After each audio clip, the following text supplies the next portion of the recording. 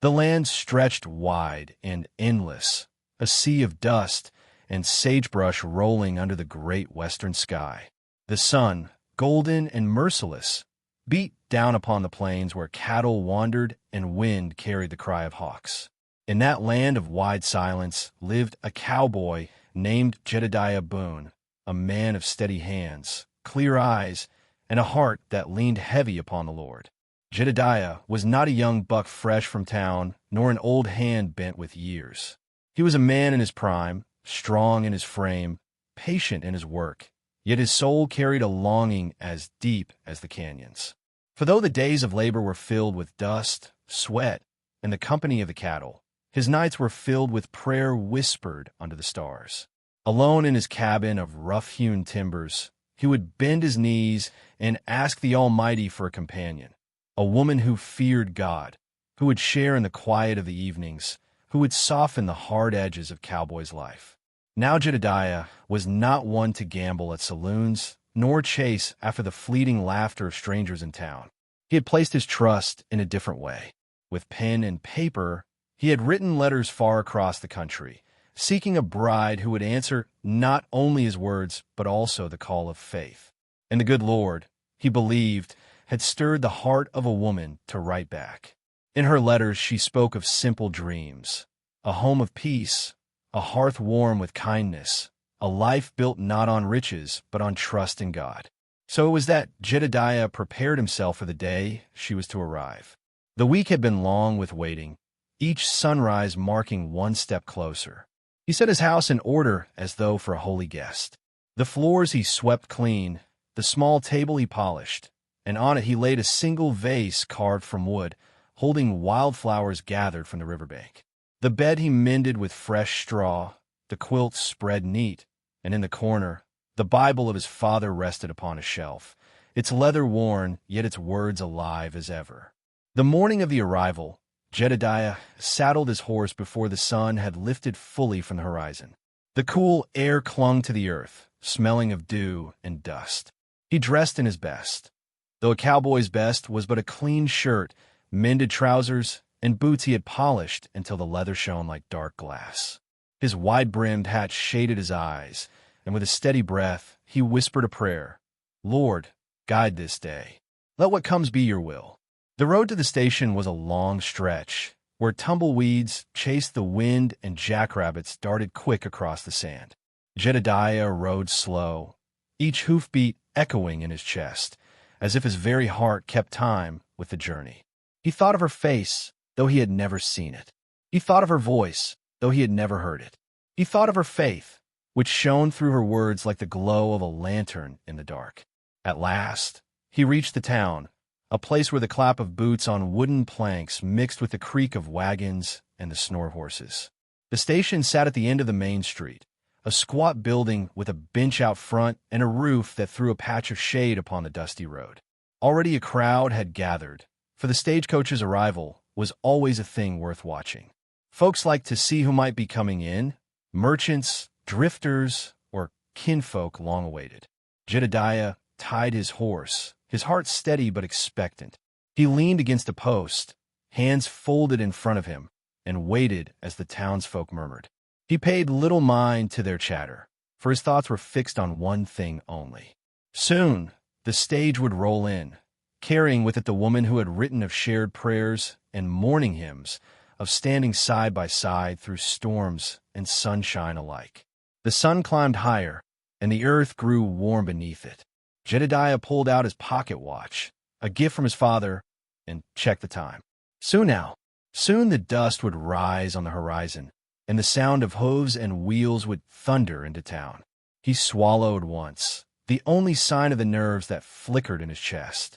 Yet even as he felt the weight of waiting, his spirit turned heavenward. Be still, my soul, he thought. The Lord has never failed me yet. Around him, life in town carried on. A shopkeeper swept the porch of his store. Children laughed as they chased one another, and the blacksmith's hammer rang sharp upon iron.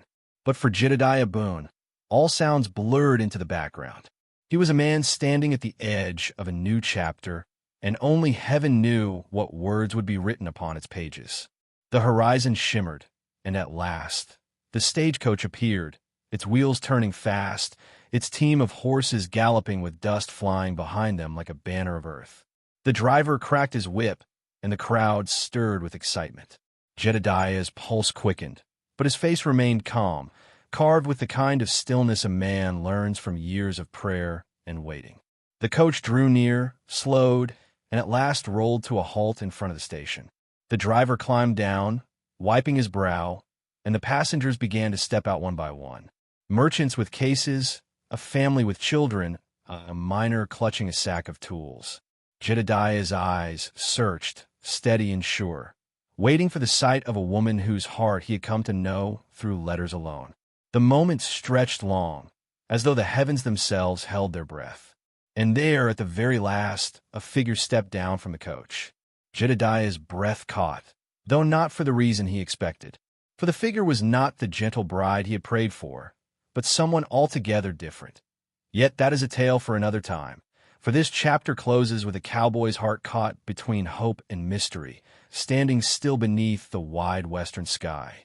The dust from the stagecoach had hardly settled when Jedediah Boone fixed his eyes upon the last passenger to step down. The crowd leaned forward, whispering, curious as ever about strangers arriving in their quiet town. But Jedediah's heart was set to pounding, for what he saw did not match the picture his prayers had painted. The figure that came down from the coach wore not the modest bonnet of a bride, nor the simple dress of a woman bound for homestead life. No, she wore a wide-brimmed hat pulled low, a coat dark as storm clouds, boots scuffed from long miles on the trail, and at her side hung a revolver worn smooth from use. She moved not like a bride shy of new beginnings, but like a wolf among sheep, each step carrying the weight of danger. The murmurs of the townsfolk rose quick. "Is that her? Boone's bride?" one woman asked. "Bride," another scoffed. "That's no bride. That there's Mara Kane." The name rippled through the crowd like a spark on dry grass. Mara Kane, the outlaw wanted in 3 counties, known for quick hands and quicker bullets. Mothers pulled their children closer, men shifted uneasy, and the sheriff, standing near the blacksmith's shop, laid his hand upon the butt of his gun. Jedediah stood tall, though surprise struck him hard. His voice, calm and steady as the plains at dawn, broke the hush. "You ain't the one I wrote to." Mara's eyes, sharp and mocking, cut to him. She smirked, tilting her head, and her words carried the weight of defiance. "No, but I reckon I'm the one you got. Your little letter found its way to me. Thought I'd pay a visit. You want a wife, cowboy? Well, here I am." The crowd gasped. A child whispered, "She's got a gun." Jedediah's jaw tightened. Inside, his spirit turned to prayer. "Lord, I asked for a companion. Why send me a wolf dressed as a bride?" Yet he did not let fear take root. For a man who trusts in God's hand must stand firm, even when the ground shakes beneath him. "Miss Kane," he said slowly, his eyes steady on hers, "if it's trouble you bring, you best know this house don't open its door to wickedness." Mara laughed low, a sound like iron scraping on stone. "Wickedness? Cowboy, I've lived with worse than you can name. I didn't come to ask. I came to take. And I reckon if you're looking for a woman, I'll do well enough." Her hand hovered close to her pistol, as though daring any man to challenge her claim. The sheriff stepped forward then, voice sharp. "You best come with me, Mara. There's a cell waiting for you." But Mara's eyes flashed, and in one swift motion, she drew her revolver, cocking the hammer back with a sound that cut through the air like thunder. The crowd scattered, mothers screaming, men diving for cover. Dust swirled in the chaos. The sheriff froze, hand still on his holster, but too slow by a second. Jedediah did not flinch. His boots remained planted, his hands at his sides, his voice low but clear. "Put it down. This town's seen enough blood." For a moment, time hung heavy, the outlaw woman's eyes locked with the cowboy's steady gaze. There was no fear in him, only the calm of a man who knew his life rested in greater hands than hers. And though her finger twitched upon the trigger, something in that calm unsettled her. She lowered the gun just enough to let the crowd breathe again. "Reckon I'll stay with the cowboy," Mara said, turning her back on the sheriff. "If any man comes for me, they'll have to go through him." The sheriff's eyes narrowed. Boone, you best think long before letting a rattlesnake in your home. Jedediah's voice carried through the silence. I don't fear rattlesnakes. I fear the Lord. And if he sent her to my door, then I'll seek his will in it. The people murmured, some shaking their heads, others whispering of folly. But Jedediah Boone knew this. Sometimes the Lord's tests come wrapped in the very thing you prayed against. And whether for trial or for blessing, he would walk through it with faith. Mara holstered her gun, grinning at the cowboy's calm. You've got guts, Boone. Let's see if you've got more than that. And so it was under the hot sun of that dusty town that a cowboy who prayed for a bride found himself standing beside an outlaw woman, her presence stirring fear in every soul who saw her. But in Jedediah's heart there stirred not fear, but a quiet voice that whispered, Stand, for the Lord is with you.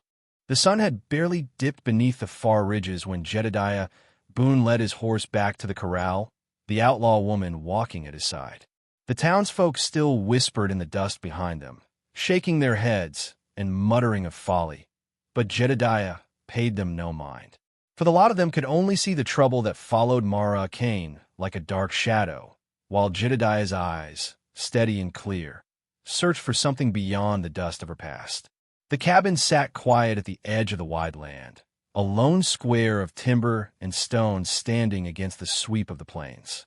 It was small, plain, and honest, built by Jedediah's own hands. To him, it was a sanctuary, a place where the Spirit of the Lord felt near. To Mara, it was nothing more than a box of wood far from the lights of town. She stepped inside without asking, tossing her hat on the table, her spurs jingling sharp against the floor. Well, she said with a crooked smile, so this is the holy house of Boone. You keep it clean enough, I'll give you that. But I don't see much here to make a woman stay. No gold, no fine cloth, not even a bottle on the shelf. Jedediah shut the door behind them, setting his rifle in the corner. What you see is what I've got. It's enough for me. Mara laughed, the sound harsh in the small space. Enough for you, maybe. But you invited me in, cowboy. You best learn I ain't the kind to sit quiet by your fire like some tame bird in a cage. Jedediah met her gaze, his face calm as ever. I didn't invite you. You came of your own choosing. But if you stay under this roof, you'll see how I live. I answer to the Lord, not to man. She smirked, pulling a chair and propping her boots upon the table. And I answer to no one. The clash of their worlds filled the room, one silent and steady as the word of God, the other loud and restless as the cry of coyotes in the night. Jedediah set about making supper, simple beans and bread, saying little. Mara watched him, the firelight catching the scar that ran across her cheek, a mark of battles fought in the lawless places of the land. When he bowed his head to pray before eating, she scoffed. You really think your whispering to the sky makes a lick of difference? I've seen men pray in the dust before a bullet dropped him cold. Jedediah did not lift his head, but his words carried strong. Prayer ain't about bullets, Mara. It's about the one who holds every breath in his hand. For the first time, her smirk faltered, though she covered it with another laugh. Suit yourself, preacher cowboy. I'll eat whether heaven hears you or not. They ate in silence after that, the only sound the crackle of the fire and the scrape of spoons against tin plates. Outside, the wind swept across the plains, rattling the shutters. Inside, the air grew thick with the weight of unspoken things. Later, when a meal was done, Jedediah took the old family Bible from the shelf. Its leather was worn thin, the pages yellowed, but his hands held it with reverence. He opened it and began to read aloud, his voice low and steady. Mara rolled her eyes, stretching on the chair, but she did not leave. Instead, she listened, though she turned her head to hide it. The words filled the room, words of shepherds and kings, of a God who led his people through wilderness and fire. They carried a strength she could not explain, a peace that pressed against the wall she had built around her heart. She scoffed again, but this time it was softer, weaker, as though the sound betrayed her. When the reading was done, Jedediah closed the Bible and knelt by his bed to pray. Mara turned her back, pretending not to care. Yet as she lay awake that night on the cot he had set for her, Her eyes traced the beams of the cabin roof, her ears catching every word of his prayer. "Lord," he whispered, "this woman is under my roof by your providence. She walks in shadows, but I know your light can break through. Give me patience, give me strength, and touch her heart, even when she mocks. I will not give up, for you never gave up on me." Mara's jaw tightened. No one had ever prayed for her. No one had ever lifted her name heavenward with hope instead of curse. She closed her eyes, but sleep did not come easy. In the stillness of the cabin, her heart wrestled with the sound of a man who believed in something greater than bullets and outlaw gangs. Thus began the days of a house divided, one voice calling on heaven, the other laughing at it, yet listening still. And though the clash between them rang sharp, like steel against flint, sparks had begun to fly. Sparks that might kindle a fire neither expected. The days passed slow upon the plains, each sunrise bringing with it the same rhythm of toil and silence. Jedediah Boone rose early, as he always did, tending to the cattle and mending the fences that kept them safe. He worked steady, his frame bent to the labors of the land, his mind bent in prayer. For though the outlaw woman shared his roof, her heart remained restless, like a wild horse, unbroken. Mara Kane watched him from the porch, her hat tilted low, pistol at her side. She mocked his quiet ways with words sharp as cactus thorns. "You spend your days in dirt, Boone. You spend your nights whispering to shadows. What good has it brought you but calluses and loneliness?" Jedediah answered with the patience of a man rooted deep. "Better to bear calluses in peace than to carry gold in guilt. This land is a gift, and every day the Lord lets me work it, I count it mercy." Mara shook her head, yet even as she laughed, a strange stirring troubled her. For though she wore the mask of hardness, there were nights she lay awake hearing his prayers, words that worked their way through cracks she thought sealed forever. But peace on the Boone land was not meant to last. Trouble, like a storm on the horizon, was riding hard. It was late one afternoon when the sound of hooves thundered from the south. Jedediah was fixing the corral post when he heard it. A dozen riders cresting the ridge, dust trailing their charge. His jaw set, for he knew such a number was no friendly visit. Mara's eyes narrowed as she stepped down from the porch. She knew that sound, knew it too well. "Boone," she muttered, "they've come." The riders drew near, their horses lathered, their faces grim beneath wide hats. At their head rode a man with a scar down his cheek, eyes black as coal, voice hard as stone. Jeb Crow, leader of the gang Mara once called her own. "Well, look what the wind blew in," Crow called, reining his horse sharp in front of the corral. Mara Kane, hiding out like a tame little wife on some cowboy's patch of dirt. The men laughed, spitting dust, their hands never straying far from their gun belts. Mara folded her arms, chin high, though her throat tightened. "What do you want, Crow?" Crow grinned, flashing teeth like a wolf. "What do I want? I want you back where you belong. We got a job waiting, big money, big score. You're the best shot we got, and I ain't riding without you." Mara spat in the dust. "That life's behind me." The laughter of the gang cracked the dry air. "Behind you?" Crow sneered. "Don't fool yourself, Kane. You're born to ride with us. Born for bullets and blood. You can play house with this Bible thumper if you like, but you'll never scrub the outlaw off your skin." Jedediah stepped forward then, dust on his boots, fire in his eyes. He spoke not loud, but his words carried with weight. "She ain't yours to claim. This land, this house, this woman under my roof, they belong to the Lord, not to you." The men sneered, shifting uneasy, for there was something in the cowboy's voice that did not tremble. Mara glanced at him, startled. No man had ever stood between her and danger, not without fear in his eyes. Crow's grin faded. His voice hardened. "You think your God's going to stand in the way of me talking what's mine?" Jedediah's jaw set like stone. "I know he will. As for me and my house, we will serve the Lord. No outlaw, no gang, no devil in hell will change that." The gang erupted in curses, their hands twitching toward their pistols. Mara's heart hammered. She knew their temper, knew how quick their bullets flew. One wrong word, and blood would stain the dirt. Yet she also knew this. Jedediah Boone did not flinch. He stood tall, unarmed save for his faith, his gaze unbroken, as though heaven itself shielded him. Crow spat. "This ain't over, Cain. You got 2 days. At dawn on the 3rd, we ride again. Either you saddle up with us, or we burn this place to the ground with you in it."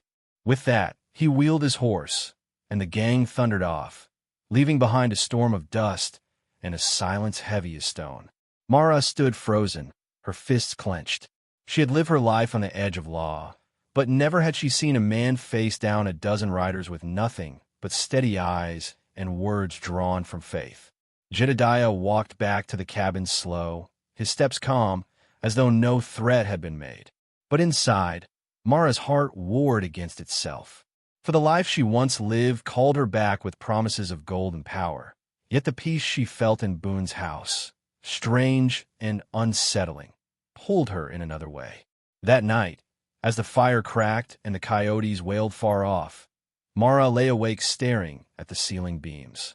She thought of Crow's words, of Jedediah's prayer, of the Bible that rested by his bed. For the first time in years, she did not know which way her trail would turn. The cabin was divided, 2 souls bound by circumstance yet pulled by different winds. The storm had been promised, and the hour of choice was coming fast. The night came slow, heavy with silence, the kind of silence that settles on the plains after a threat has been made. The cattle lay restless in the corral, their hooves shifting uneasy on the dirt. The wind whistled low through the cottonwoods, and the stars above burned cold, watchful witnesses to the war rising in Mara Cain's heart. Inside the cabin, the fire burned steady in the hearth, casting its glow upon 2 figures who sat worlds apart. Jedediah Boone had bowed his head in prayer, his words soft but steady, rising to heaven like smoke. Mara, meanwhile, leaned against the wall, arms crossed, eyes shadowed beneath her hat brim. She did not pray. She did not speak. Yet her silence was loud enough to fill the room. Jedediah's voice broke the stillness at last. "The Lord is my light and my salvation. Whom shall I fear? The Lord is the strength of my life. Of whom shall I be afraid?" He raised his eyes then, meeting hers across the fire. "That's the promise we hold to, Mara. No gang, no outlaw, no storm can shake it." But Mara only shook her head. "You don't know them like I do, Boone. Jeb Crow don't make empty threats. If he says he'll burn this place, he'll do it. He'll ride in with fire, and he won't stop till the ground's ash. I've seen him leave whole towns weep in smoke." Jedediah's gaze did not waver. "And yet here you sit, Cain, alive, freed from that life. You may have followed him once, but chains can be broken. You don't have to answer his call." Her jaw tightened. "You talk about chains like you know what they feel like." He nodded slow. "I do. Every man born into this world knows them, Mara. Chains of sin, chains of fear, chains that drag us down. But there's a deliverer who breaks him. I met him, and he set me free. You could meet him too." The words sank deep, but Mara resisted, her heart pulling back like a horse spooked at the reins. She rose and stepped outside, the cool night air wrapping her shoulders, her thoughts a storm. She walked out past the corral, past the windmill creaking in the dark, until the land stretched wide and lonely before her. There, under the endless spread of stars, the fight within her broke loose. She dropped to her knees in the dust, fists pounding the ground. "Why can't I leave it behind?" she cried. "Why does it follow me like a curse?" Her voice cracked, a sound not even the coyotes dared to answer. For years, Mara Cain had faced bullets, robberies, lawmen, and betrayal without shedding a tear. But now, alone in the night, the tears came, burning hot as they carved paths through the dust on her cheeks. Jedediah had followed quiet, his boots making no sound on the earth. He stopped a few steps back, not wanting to crowd her grief. He waited until her sobs softened, then spoke low, his voice carrying like a steady hand laid upon a shoulder. "You cry because your soul is weary. Sin weighs heavy, Mara, heavier than any saddlebag. You can't outrun it, can't outshoot it, can't drink it away. Only Christ can lift it." She turned then, eyes wild, tears shining in the starlight. You think a woman like me could be forgiven? After what I've done? After all the lives I've ruined riding with Crow? Jedediah stepped closer, kneeling down so his eyes met hers. I don't think it, Mara. I know it. The Lord forgave a murderer named Saul and turned him into Paul, preacher to the nations.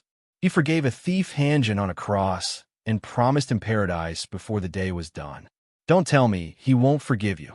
Her chest heaved, the battle inside her fierce. Part of her longed to believe, to lay down the guns, the guilt, the years of blood.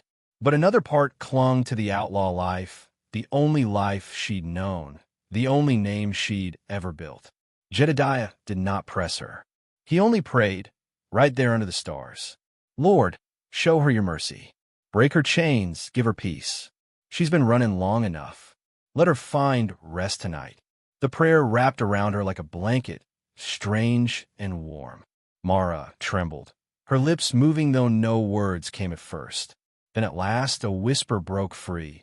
God, if you can forgive me, if you can wash this blood off my hands, then I'll follow you. It was not loud. It was not polished, but it was real, and heaven heard it.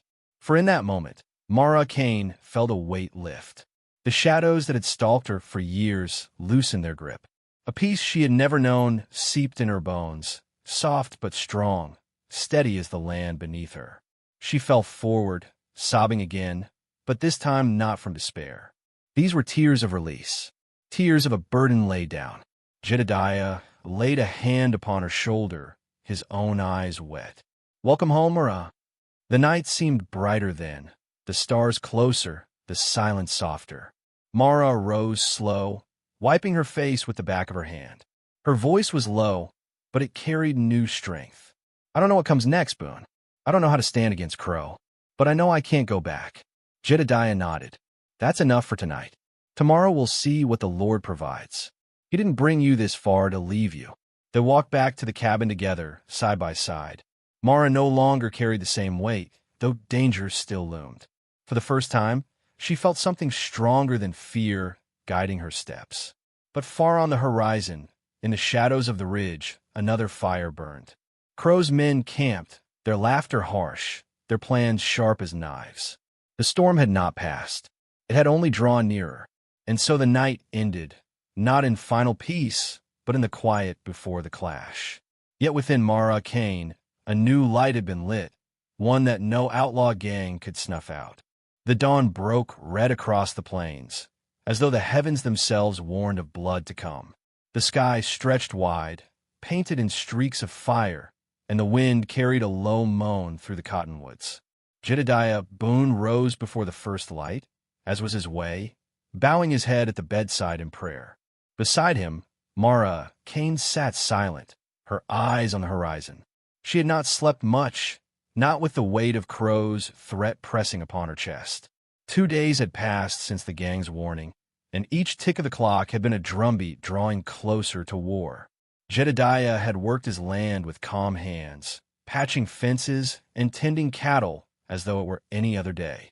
But Mara had felt the stir of coming danger in her bones, and her mind spun circles around the choice she must soon make. Now, as the sun lifted, they both knew the hour had come. Jedediah poured water into the basin, washing his face, then spoke with a quiet firmness. The Lord goes before us, Mara. We don't walk into this day alone. She looked at him, troubled, her voice low. Boone, if Crow rides in with his men, there's no talking him down. They'll shoot, burn, kill if they have to. And if I stand against them, I'll be marked traitor. They'll aim for me first. Jedediah's gaze held steady, the calm of a man anchored deep. Then stand true. You said you can't go back. Well, today you prove it. Mara swallowed hard. You trust me to stand? I trust the Lord in you, he answered. The words struck her like a hammer and a bomb all at once. For no one in her life had ever trusted her, only used her, feared her, or cursed her name. But this man, this cowboy with nothing but a Bible and a backbone of steel, believed she could be more than the outlaw she had been. The hours crept slow, but the sun climbed fast. By mid-morning, the sound of hooves thundered again upon the ridge. Dust rose like a storm cloud, and the clatter of metal mixed with the cries of riders. Mara's breath caught in her throat, and Jedediah set his hat firm upon his brow. Jeb Crow rode at the head, his black-eyed stare sharp as a hawk's. Behind him stretched near a dozen riders, rifles across their saddles, pistols at their hips. They came hard, circling the corral in a whirl of dust until the Boone ranch lay surrounded. Crow's voice cut the air like a whip. "Time's up, Kane. Saddle up and ride with us, or we light this place like a torch." The gang hollered, firing shots into the sky, their laughter cruel. The cattle bawled in fear, pressing against the fence. Mara's hand twitched near her gun belt, though she did not draw. Instead, she stepped forward, her voice clear though her knees trembled. "I ain't riding with you, Crow. Not today, not ever again." A hush fell for the span of a breath. Then Crow barked a laugh that curdled the blood. "Hear that, boys? The wild mare thinks she's a church mouse now. You've gone soft, Mara. Boone's prayers poisoned your blood." Jedediah spoke then, his voice even but firm as oak. "Leave this land, Crow. You'll find no victory here. The Lord himself stands against you." Crow sneered. "Don't preach to me, cowboy. I've ridden through towns with crosses on every door, and none of them stopped my bullets. Faith won't save you when lead flies." Mara stepped further, her shoulders squared. "He's right, Crow. You think you own me, but you don't. You never did. I ain't your pawn, and I won't spill blood for your greed again." Crow's eyes darkened, his scar twitching. "You think you can walk away from me, Kane? Then you die as a traitor." His hand went to his gun. Time slowed, the air thick with the promise of violence. Mara's heart thundered, but before fear could seize her, her hand moved. Steel flashed, and her pistol cleared leather. The crack of the shot echoed across the plains, shattering the hush. Dust flew from the ground at Crow's horse's hooves, the bullet striking inches from his stirrup. Mara's hand was steady, her eyes locked on his. "I won't kill you, Crow. Not today. But if you set foot on this land again, I'll send you to meet your maker." The gang roared in fury, guns half raised. Jedediah stepped forward then, unarmed, his voice ringing out strong. "Enough. No blood will be shed here. This land belongs to God, and he will protect it." The riders hesitated, their fingers twitching at their triggers. Something in Boone's voice, in the fire of his steady eyes, froze them in place. It was not fear, nor was it weakness. It was authority, strange and heavy, like the weight of heaven itself bearing down. Crow spat, fury boiling. Yet he knew the ground had shifted.